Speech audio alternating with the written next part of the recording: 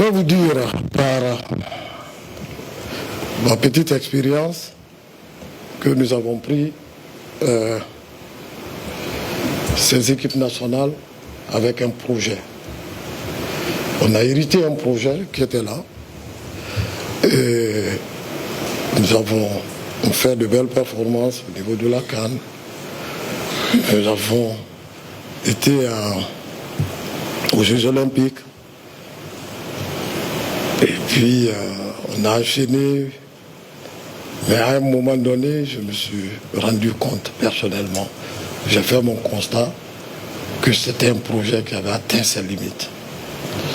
Et aujourd'hui, pour relancer le football, il faut être honnête avec soi-même. Il faut impérativement qu'on parte sur une nouvelle base. C'est extrêmement difficile de le dire, mais il faut un nouveau projet.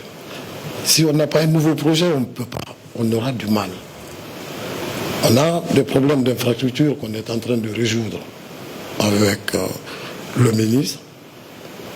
Parce que quand on fait un tirage où tu as au minimum, vous êtes 4, on se dit, bon, à peu près, on a 3 matchs à domicile, on multiplie ça tout de suite par 3 points, pour dire ça, au moins on peut l'avoir.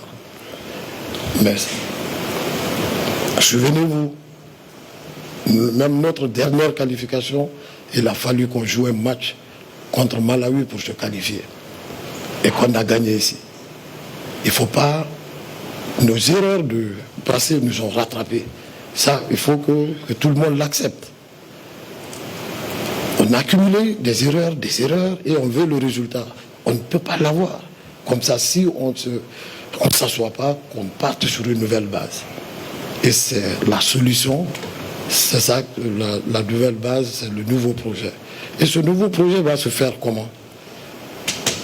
Pour moi, je dois aujourd'hui prendre mon bâton de pèlerin, tendre la main à tout le monde, aller rencontrer les grands mécènes. On va commencer par KPC qui a fait un travail extraordinaire sur ses propres fonds, qui a fait l'abbé Kindia et Koléa, sinon le championnat ne pouvait même pas se jouer actuellement. Je vais rencontrer le général Mathurin pour discuter de football, pour avoir son point de vue sur tous les problèmes que nous avons. Je vais voir Antonio, discuter, et je ferai en sorte que je sois accompagné par le ministre, qui est une aide inestimable pour le football guinéen. Un monsieur dévoué, je l'appelle l'intrépide Bougoula. Alors, il faut le faire. Il faut que j'aille vers les membres, les affinitaires. Il faut que je parle avec les ligues techniques. Discuter avec les clubs de Ligue 1 et Ligue 2.